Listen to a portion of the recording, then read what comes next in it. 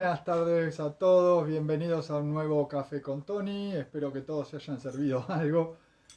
Yo vivo café, por eso le pusieron los chicos, ni siquiera fue yo lo de un café con Tony. Mm, es como mi nafta, ¿vieron? Después ya cuando viene el verano supongo que será una cervecita con Tony, que es más copado para el calor. Bueno, hoy vamos a hablar de Watchmen. Cuando vi que Omnipress iba a sacar los libros de Watchmen, que acá los tienen, mañana salen a la venta en tapa blanda, en tapa dura, con un montón de extras que están bárbaros, dije, wow, todo el mundo habló sobre Watchmen, además se hizo la serie, la película, qué sé yo, y dije, ¿por qué no contamos un poco más y hablamos de los verdaderos Watchmen? Chan, quienes son, algunos reconocerán a Blue Beetle, también conocido como el bicho azul, Captain Atom en su traje primario, The Question, y posiblemente no conozcan, bueno, tal vez sí a Peacemaker, Nightshade y Thunderbolt. Aunque en verdad, según Alan Moore, que es el escritor de Watchmen, la idea la tuvo originariamente, piensen ustedes que todo tiene que ver con todo, así que vamos a terminar hablando de Watchmen igual. Pero la idea es que estuve leyendo un montón de cosas que ahora que tengo el libro en la mano de Omnipress me doy cuenta que también la están publicando en el libro, así que la van a poder leer mejor de las propias palabras de Alan Moore.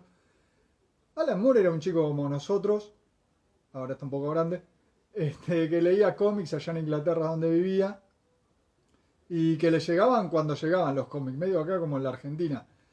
Y cuando se le ocurrió la idea de Watchmen, en verdad lo primero que pensó no fue ni siquiera en estos muchachos Blue Beetle, Question, Capitanato y los demás conocidos como los Action Heroes, ya vamos a llegar a eso, sino como estos personajes, los Mighty Crusaders.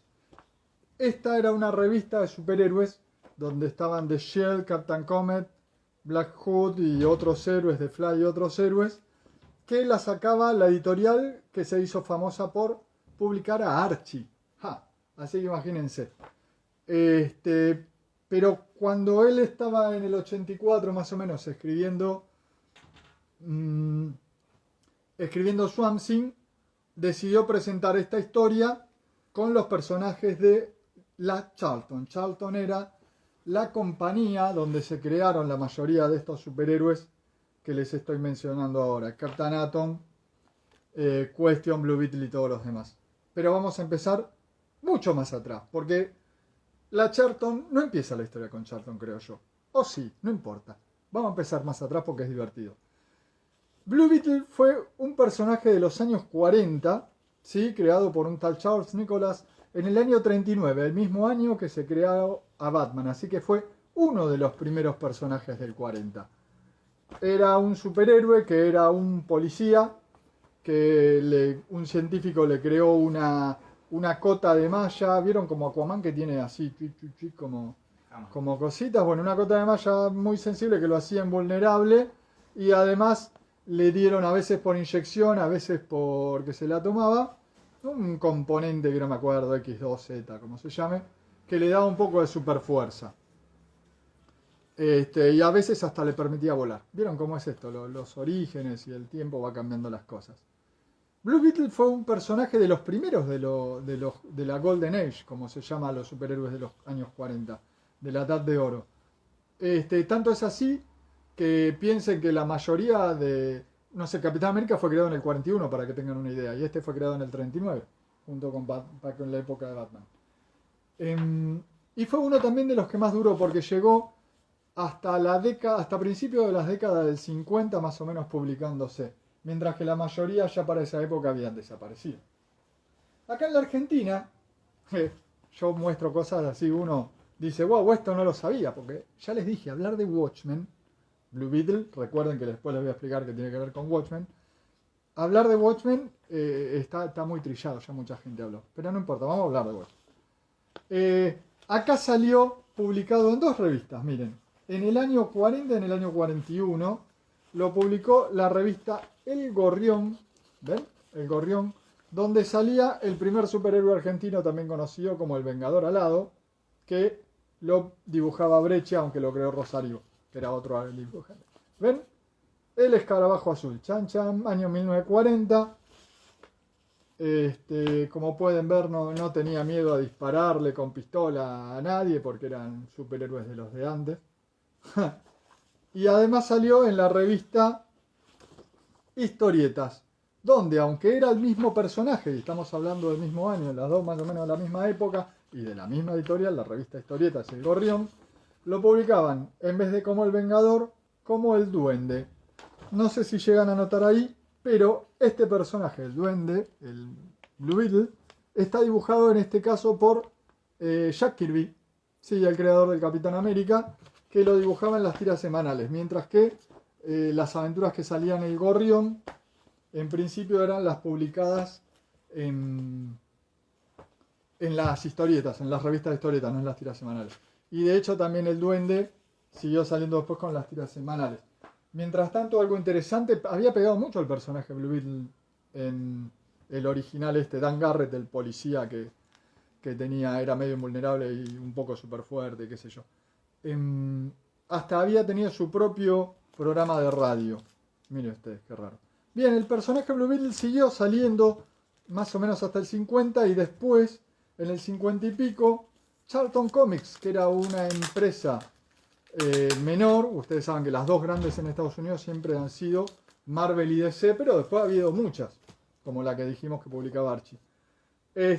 Republicó varias de sus aventuras en el 50 y pico. Se ve que se los compró a Charlton el personaje y lo siguió publicando. ¿Ven? Blue Beetle de Charlton Comics. Esta es una edición mexicana también de Blue Beetle de la época de Charlton, donde lo pueden ver volando. El Blue Beetle original de los años 40. Y después no se sabe cómo, otra empresa retrucha que publicó algunas cosas que se ve que consiguió las chapas, lo llaman ellos, pero deben ser como las películas para publicarlo. Publicó también republicaciones, igual que esas primeras de Charlton, de Blue Beetle de los años 40. Vamos a hablar un poco de Charlton ahora. Charlton es una empresa, una editorial que tiene varias características raras. Una, en vez de estar en New York como la mayoría de las editoriales, estaba en Derby, Connecticut. Un estado cerca ahí de New York. Y empezó en el año 1935, se dedicaba más que nada a publicar cancioneros, así como la Cantarrock en Argentina, donde pasaban, y otros magazines. Y en el 45 más o menos empezó a publicar historietas. Tiene algunas cosas interesantes. Algo muy raro era que ellos hacían todo. Es decir, tenían un edificio gigantesco, donde tenían la imprenta, el lugar donde recortaban y engrampaban y encuadernaban las historietas, y tenía su propio sistema de distribución y la parte editorial, todo en un mismo edificio. Es decir que, mientras que las otras compañías en Estados Unidos hacían las historietas, las tenía el editor, se la mandaba al imprentero. El imprentero se la mandaba al que ponía los ganchitos y encuadernaba las revistas. Y ese la mandaba a la distribución y recién salía. Estos tipos podían hacer todo en un día. Esos al principio les jugó fabuloso y después le jugó medio en contra. Otra cosa que tenía, tuvo varios artistas argentinos que trabajaron para la Charlton. En principio José Luis García López, Oswald y bueno, y algunos más, no me acuerdo ahora, creo que Chiche Medrano también. De hecho, Chiche Medrano creo que es el que les conseguía el trabajo a los demás. Otra cosa tenía Charlton es que era el que peor pagaba. Te pagaba 2 mangos. Si querías trabajar para ellos, aceptabas la paga que te daban, que era 2 mangos, porque en verdad la editorial como que no le interesaban mucho los cómics, sino que lo hacía para que las rotativas, la imprenta, porque ellos también era de ellos la imprenta, no se detenga. Entonces publicaban también cómics. De todas formas, durante la década del 60, a principios de los 60, Ditko trabajó como 30 años para ellos. Ditko, no sé qué relación tenía bien con ellos, pero trabajó un montón de tiempo para la Charlton, donde creó a su personaje, junto a Joe Gill, que era uno de los guionistas principales de la Charlton, creó el Captain Atom. Van a ver que algunas de estas revistas tienen una M y algunas la C de Charlton o alguno de los logos de Charlton. Esta M es de Modern Comics, que eran unas reimpresiones de las revistas que salían en los 70. Como a mí siempre me gustó mucho la Charlton, compré todo lo que podía. Vamos bien, ¿no? Esperen que antes de tirar todo, voy a tomar un poco de café. Así me desacelero. Bien. En el 60 y 61, Joe Hill, el guionista, y Ditko en los dibujos, aunque seguramente también hacía los scripts, crean a Captain Apton, el primer superhéroe propio de la editorial. En el 60 y el 61. En el 62 creó otros héroes, porque se fue a la Marvel y creó al Hombre Araña, y Doctor Strange. Epa. ¿Sí? Entonces nosotros sabemos, por el Hombre Araña creó a Steve Ditko, a ver si me entienden, el mismo tipo que para acá había creado el Captain Atom. En el 64, Dick Giordano, ¿sí? Un joven Dick Giordano, es contratado como editor en la editorial Charlton. Es muy conocido por haber entintado Vanilla, por haber editado en la Liga de la Justicia muchos años a Dick Dillon y por después ser uno de los editores y además uno de los editores en jefe de DC durante muchos años, siendo en el 80 y pico uno de los tres capos que eran Paul Levitt, Dick Giordano y Jeanette Kahn. ¡Epa! Bien, ese Dick Giordano como que hizo los trapos y empezó aprendiendo en la Charlton, donde decidió crear, medio con los personajes que había en la editorial, una línea de superhéroes llamada The Action Line, la línea de acción. Un poquito antes de que él cree la línea de acción, se había creado en Charlton algún superhéroe más. Blue Beetle, en vez de ser las reimpresiones que habían hecho en los 50 del personaje 40, lo recrearon e hicieron su propia versión. ¿Sí? No era dibujado por Ditko, sino por otro. No me acuerdo, ahora lo dibujaron varios. Y el personaje era distinto, mantenía el nombre, creo que con una diferencia de una T, Dan Garrett. Y ¿cómo se llama? Y en vez de ser un policía que tenía una cota de malla lo hacía invulnerable y un líquido y una fórmula que le daba fuerza, lo recrearon y le inventaron un nuevo origen que es, él era un arqueólogo y encuentra un escarabajo azul, de ahí el nombre, en Egipto que le da poderes. Cuando hablamos de poderes, recontra poderes. Vuela, tiene super fuerza, dispara rayitos por las manos. A veces el que necesitaba el guionista, que era Joe Hill, nuevamente, porque guionaba casi todo lo de la editorial. En su último número, Blue Beetle, que salieron más o menos 10 números, es uno de los primeros trabajos de Roy Thomas, conocido por crear un montón de personajes para Marvel y entre otros para DC, por ejemplo, el All-Star Squadron y todos los personajes de la Golden Age. Bien, ahí sí, con estos dos personajes y algunos más que había dando vueltas, viene Dick Giordano y crea los Action Heroes. ¿Ven? Acá están los primeros que tenían. Son of Vulcan, que es un personaje que también lo escribió. Ahí sí fue el primer guión que escribió Roy Thomas. Y bueno, Sarge Steel, que era como verdaderamente un detective privado, y después tenían a Captain Atom y Blue Beetle. Pero Dick Giordano decide hacer una línea con héroes propios para la DC, para la Charlton. Y entonces, recuerden ustedes que, ustedes dirán, bueno, pero si era el lugar que peor pagaban, debían ser una porquería. No, eran buenísimos los héroes. Más, ahora les voy a decir bien quién hacía más o menos cada uno, pero todos los que trabajaban para Charlton lo hacían un poco por el dinero, pero había mucha libertad creativa, porque como no le pagaban mucho, por lo menos no le rompían los quinotos de que hagan lo que diga la editorial. Entonces eso dio una libertad creativa muy importante. ¿Ven? Acá tienen un aviso de los primeros que hacía Dick Giordano, que hace un montón de cosas dentro de la editorial, con los héroes que crearon. Hubo un nuevo Blue Beetle, del cual ahora voy a hablar. A Captain Atom le cambiaron el traje. Thunderbolt, Judo Master y Peacemaker. Bien. Cada uno de estos héroes que ustedes van viendo acá. Acá hay otra publicidad. Son lindas las publicidades, me encantaban. No duraron mucho los héroes, duraron más o menos 2 años, no, menos de 2 años, pero esta suscripción, por ejemplo, salió para que se suscriban un año y habrá terminado de salir los héroes a mitad del año siguiente, así que el que se suscribió acá le deben unas cuantas revistas. Acá tienen, por ejemplo, lo que les decían, ¿ven? Esta es la revista de Charlton y la misma revista editada por Modern Comics. Por adentro son iguales, salvo los avisitos. Bien, el primer superhéroe que tenemos es Captain Atom y un Blue Beetle, digamos que de la Silver Age, aunque todo esto es en el 64 y 65, así que también es la Silver Age.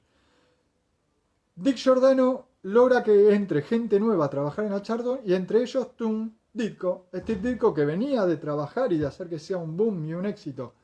El Hombre Araña, Doctor Strange y otros personajes de la Marvel se pelea con la Marvel, con Stan Lee, y viene a trabajar. Y crea un nuevo Blue Beetle. Un nuevo Blue Beetle que es el que muchos de nosotros conocemos, que participaba, por ejemplo, de la liga. Después cuando... Bueno, ya vamos a llegar a esa parte, pero crea un nuevo Blue Beetle al que le empieza como backup de Captain Atom, al que le cambian el traje.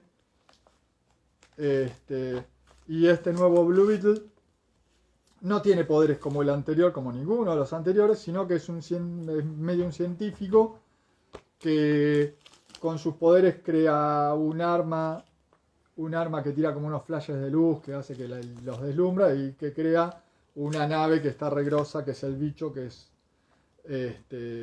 una nave grande con forma de Beetle.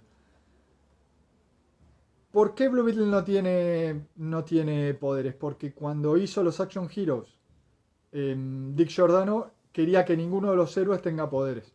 De hecho, Captain Atom, como ya lo recibió de antes y lo seguían haciendo Steve Ditko y Joe Chill, Blue Beetle también lo escribía Joe Chill, aunque lo creó Ditko, hacía el script y suponemos que Joe Chill y Mike Frederick y alguno más hacía un poco los guiones, pero lo creó Ditko. Captain Atom ya tenía poderes, pero lo querían usar de vuelta, entonces no lo iban a desperdiciar. Lo que hicieron, le bajaron un poco los poderes. Antes podía hacer de todo, era un héroe atómico que podía volar, podía atravesar paredes, podía hacer de todo porque cambiaba los componentes atómicos del mundo. Bien, Blue Beetle no tiene poderes, es re bonachón, es onda Batman. ¿Y de dónde nace Blue Beetle? Reconocen al Blue Beetle anterior de Charlton, y que era amigo de él, y entonces Ted Kord, que es el nombre de Blue Beetle, se va a acompañar a Dan Garrett a una isla en donde el tío de Dan Garrett estaba creando unos robots asesinos. Bueno, los detienen, Dan Garrett muere y queda atrapado con él el escarabajo. Entonces Blue Beetle de Ted Kord, para honrar al Blue Beetle que sería el original entre comillas, decide hacerse superhéroe y utilizar un traje de Blue Beetle. Y seguir con el nombre, y es uno de los primeros personajes del Legacy Super Heroes, sin contar los de DC, ¿no? Que Green Lantern ya había un Green Lantern del 40, Flash había un Flash del 40. Todo esto en apenas 2 años estamos hablando, salvo Captain Atom que era antes. Otro personaje que crea, bueno, dijimos, Captain Atom, Joe Chill y Steve Ditko. Blue Beetle lo hace Steve Ditko, quien también creó a otro personaje, lo traje por acá, está, muy particular, que se llama The Question. The Question era un periodista, pero tenía una filosofía de que las cosas son o blanco o negra, y no hay tutilla. Y entonces era como más rudo y tenía, bueno, hay todo un speech de moralidad y que no se puede ir en contra de la moralidad ni de lo que está bien. Y una filosofía de un filósofo yankee que se llama Ayn Rand, que se llama objetivismo y que se basa en los hechos y en que las cosas deben ser como son, básicamente. Hay un montón de cosas, pero no me va a dar para explicar todo el objetivismo. Una de las cosas es que, por ejemplo, es que en este número de Question ve que un superhéroe un villano se está por ahogar. En una de sus primeras aventuras ve que un villano se está por ahogar y dice, bueno, no, está. Y se da media vuelta y se va y lo deja que se arregle como pueda. Lo que para la época de las superhéroes, se entiende que estábamos en el 64, 66, es muy difícil de que alguien actúe así, ¿no? Bien. Otro superhéroe importantísimo es Thunderbolt, de Pete Morisi, que firmaba como Pam. ¿Por qué? Porque Pete Morisi era policía y trabajaba en la policía y no podía tener otros trabajos, entonces firmaba con el seudónimo de Pam. Muy bueno este personaje. El chabón era un pibe que los padres fueron muertos en el Tíbet y entonces, como la gente del Tíbet los quería mucho a los padres porque eran recopados, se lo llevan a un monasterio y le enseñan a usar el 100% de su cerebro. ¡Wow! Y el tipo vuelve a América y bueno, dice, ¿qué voy a hacer? Me pongo un traje de superhéroe y salgo a la calle a hacer el bien. El otro superhéroe que nos importa es Peacemaker. Peacemaker era un soldado que era medio un espía, medio soldado, qué sé yo, y utiliza un cohetito y el casco y dispara balas y quiere, se llamaba Peacemaker porque quería que lograr la paz del mundo, aunque tuviera que... Una suerte de contradicción.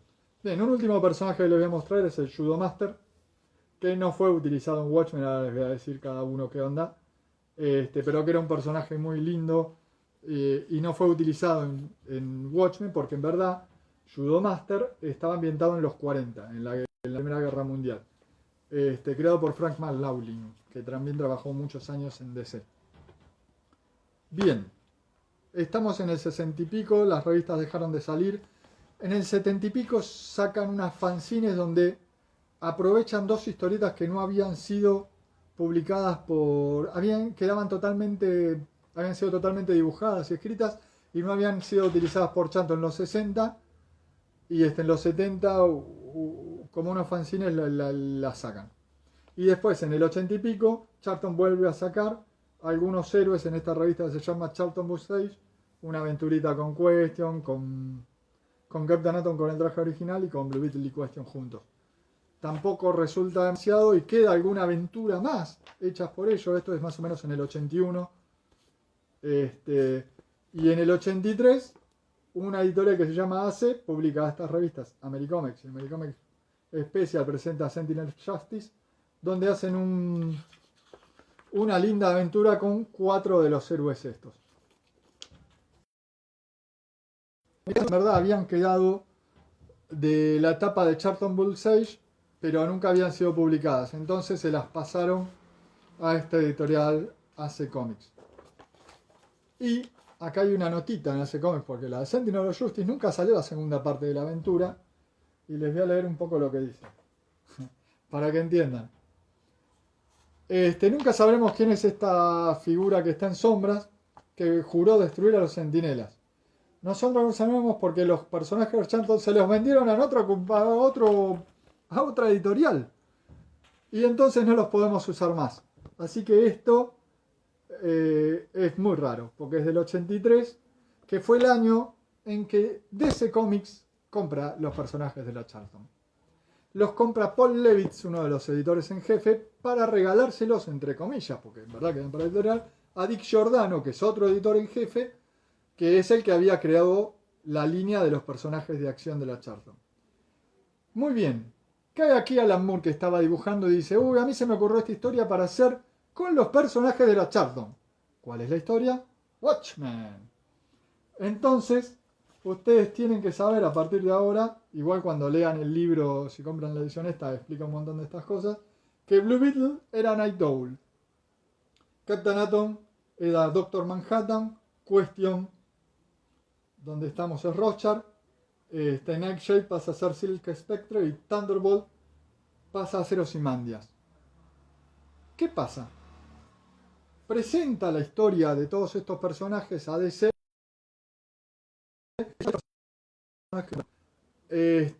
y le presenta el coso. La idea de Watchmen, ahora sí voy a hablar de Watchmen, de Alan Moore, era ponerlos a los superhéroes en un mundo real, no en el mundo ficticio de los superhéroes de ninguna tierra, sino como en un mundo real. Es decir, si nosotros tenemos a Captain Atom o Doctor Manhattan, como prefieran llamarlo, que es un héroe atómico, ¿qué pasa o sea, es un superhéroe atómico que podía destruir todo, destruir todo, y que los rusos lo tomaban como un arma? ¿Qué pasa en un mundo real donde los vigilantes pueden cagar a piñas a un tipo y a ellos no le pasa nada? La policía se va a rebelar contra eso. O sea, y bueno, uno de los hechos es que en el 77, Alan Moore, cuando genera el guión, calcula que va a haber una revuelta donde los policías hacen paro hasta que hagan que los superhéroes no puedan salir más. Entonces empieza a cambiar la historia, a mirarla desde este lugar donde ¿qué pasaría si los superhéroes con los superhéroes en un mundo real? Y los va cambiando de a poco. Porque en un momento se da cuenta, y bueno, nada, DC le dijo: para. Porque el primer número, ¿cómo empieza Watchmen? Con la muerte de un superhéroe. ¿Vos me vas a matar a uno de los superhéroes que acabo de comprar? Que era Peacemaker. ¿Vos me lo querés matar? Y a los otros me los vas a dejar como que me los vas a. Como terminan al final de Watchmen, o sea, en un estado en que yo no los puedo presentar medio como con el resto de los superhéroes que estoy presentando. Entonces le dijeron, cambialos un poco y presentalos de nuevo. Entonces, cuando ustedes leen Watchmen, tienen que entender que son los personajes que venían de Charlton, que les dio una vuelta de tuerca a Alan Moore y los cambió un poco. Al principio Alan Moore estaba a las puteadas, imagínense, me presenté todo esto con los personajes que me dicen cambiarlo, ahora usa otro. Y lo que hizo fue cambiarlos, pero a medida que hacía el guión, se dio cuenta que estaba buenísimo, porque le podía agregar cosas que los otros no tenía, y además tenía mucha más libertad para hacer lo que quisiera con ellos. Él en verdad, cuando la idea original, como dijimos, que por ahí podían ser los héroes de Archie, los de Shield que les mostré antes, de Fly, los Mighty Crusaders o los personajes Enchanted, era jugar un poco con la nostalgia de los superhéroes que habían leído y con un pasado. Por eso él, cuando hace Watchmen, crea un montón de personajes de la Golden Age para darle un sentido de historia, de continuidad a todos estos personajes. A cada uno de los personajes los va a tomar en el tiempo real, como si lo de Charlton ocurrió en el 60 y pico, y como que ellos están en el 85. Es decir, Blue Beetle ahora tiene como 40 años, está gordo, panzón. Acuérdense que en el 77 dijeron que no podía haber más superhéroes. Entonces, Blue Beetle, que ahora es Night Owl, está gordo, panzón, medio dejado, con el problema de que él quiere ser superhéroe, pero no puede, y se siente que disfrazarse de superhéroe es algo como medio para chicos, y que qué sé yo, todos esos conflictos. Captain Atom ahora lo pasa a ser Doctor Manhattan, a él le mejora los poderes, los hace no solo atómicos, sino en algún aspecto cuántico, y se plantea, uy, pero este tipo tiene una visión distinta del mundo, porque él puede atravesar las cosas, puede ver de qué están hechas las cosas en átomos, puede viajar, ve los átomos que viajan a través del tiempo, él puede viajar a través del tiempo y a través del espacio. Estamos hablando que el tipo cada vez se aleja más de la humanidad. Ustedes piensen que Captain Atom después siguió siendo un DC Captain Atom. Thunderbolt es lo mismo, pasa a ser Ozymandias, ¿sí? Que lo que tiene principalmente Ozymandias es que él ve, como utiliza el 100% de su capacidad mental, él ve lo que va a pasar por adelantado. Entonces, por ejemplo, cuando fue la revuelta del 77, que dijeron, bueno, vamos a los superhéroes quedan fuera de la ley, él, antes de que pase eso, como ya se la veía venir, decide dejar de hacer su identidad pública, dejar de ser superhéroe y dedicarse a juntar guita con un montón de cosas y a crear empresas y qué sé yo. Question es para mí el que más cambia, porque Question era un periodista que decide hacer el bien y que tiene miradas así, muy en blanco y negro, pero una persona centrada y qué sé yo, con un trabajo de todo. Y pasan a transformarlo en Rorschach, que está totalmente loco, totalmente pirado, sacado, ve las cosas mucho más en blanco y negro, y bueno, Rorschach, la personalidad secreta de Rorschach ya no es un periodista, nunca lo fue, sino que es un tipo que anda con una parcanta anunciando el fin del mundo. ¡Pah! Alan Moore, señores. Bueno, Watchmen entonces pasó a ser, los Action Heroes pasaron a ser Watchmen. Muy bien. ¿Qué pasó con los Action Heroes? Permiso, ¿eh? Acá viene un poquito más de data. Los Action Heroes los compraron DC. Y DC pensaba hacer algo con los Action Heroes que nunca sucedió. Esta etapa es de Dave Gibbons, de una revista que nunca salió, que iba a ser una revista de historietas semanal. Piensen que ustedes en Estados Unidos generalmente son mensuales las revistas. Esta iba a ser semanal y iba a haber distintas aventuras de cada uno de los Charlton Heroes y una de Superman que iba a ser la reimpresión de las tiradas de los diarios. Nunca salió, pero en las redes hay varias páginas de las distintas historietas que iban a hacer. Por ejemplo, esto no es José Muñoz, señores. No es José Muñoz. José Muñoz, creador, junto a Zampayo de Alex Sinner, para que me entiendan. No. Kate Giffen en su primera época le afanaba, bueno, no es por ahí segunda o tercera época ya, porque cambió tantas veces el dibujo, le afanaba mano armada a Muñoz, se ve que lo descubrió, le encantó y le afanaba. Y esta es una aventura de Peacemaker que estaba destinada a salir en Comic Cavalcade Weekly, pero que nunca salió. Como 20 páginas que nunca fueron publicadas. Una aventura también de Judo Master, por su creador, Flack McLaughlin, que tampoco nunca salió publicada. Una aventura de Captain Atom. que tampoco nunca salió publicada. Esta creo que era dibujada por Paul Chadwick, creador de Concreto, un personaje independiente. Y además había una historieta de Thunderbolt, escrita y dibujada por Pat Morisi, no la tengo acá, pero que esa sí salió publicada muchos años después, en la revista Thunderbolt cuando la editó Dynamite. DC compró los personajes de Action Heroes, pero Thunderbolt lo había comprado Pete Morisi un tiempo antes, así que en verdad se lo licenció a DC para que lo use y no hizo demasiado buen trabajo. Blue Beetle tuvo serie propia y fue parte de la Justice League International. Y la mejor aventura de Blue Beetle, la verdad, es la muerte. Aunque como todo cambia en el universo DC, en The New 52 está vivo Ted Kord, aunque nunca entenderemos cómo. Captain Atom también pasa a DC y le cambian el traje a un traje todo plateado. Question también entra a DC, con unas muy buenas aventuras escritas por Denny O'Neil y dibujadas por Dennis Cowan.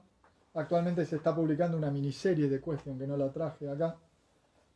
Bueno, cada uno de los personajes fue siguiendo su camino en el universo DC, varios de los cuales además hicieron versiones femeninas. Por ejemplo, de Question, con el tiempo pasó a haber una nueva Question que era René Montoya, una policía que salió del universo de Batman. De Question. Después de Judomaster también hay una chica que pasa a ser la nueva Judomaster y que participa de la Justice Society.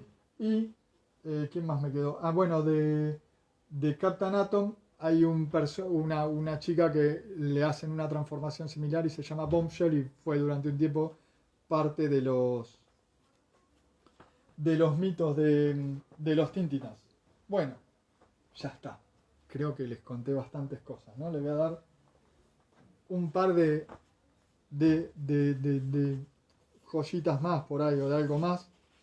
Acá en los 60 y en los 70 se publicaron algunas de las aventuras de Captain Atom dentro de unas revistas como Tabú, Furia Blanca, y eran siempre 2 o 3 que eran las mismas aventuras, porque era una editorial que republicaba una y otra vez las mismas, les cambiaba de revistas, las mezclaba con otras aventuras y las publicaba. Bucaneros, aunque pocos lo saben, publicó Blue Beetle, aunque solo una aventura. Y lo más raro es que estuvo en tapa. ¡Chan! Acá está el origen de Blue Beetle cuando encuentra el escarabajo y adquiere los poderes. Y una joyita más nada más antes de despedirme. En la Question 17, que se llama A Dream of Rothschild, Question que es de Tierra 1, en este momento había una sola Tierra, y en esa sola Tierra, Question lee Watchmen. Por ende, Watchmen en la Tierra 1, en la Tierra única, perdón, porque era post-crisis, Watchmen era una historieta, y Question sueño que era Rothschild, que en verdad era Question transformado en Rothschild para Watchmen. Chicos y chicas y chiques, espero que lo hayan disfrutado, espero que haya estado un poco divertido o interesante. Dejen sus comentarios, recomiéndennos a la gente que se suscriba. Tenemos nuestro canal de YouTube, donde vamos subiendo de a poco todos estos vivos que vengo haciendo. Los espero en 15 días, porque ya uno por semana fue demasiado por un tiempo, pero cada 15 días vamos a estar haciendo un vivo, así que los veo dentro de 15 días en un nuevo Café con Tony, y gracias.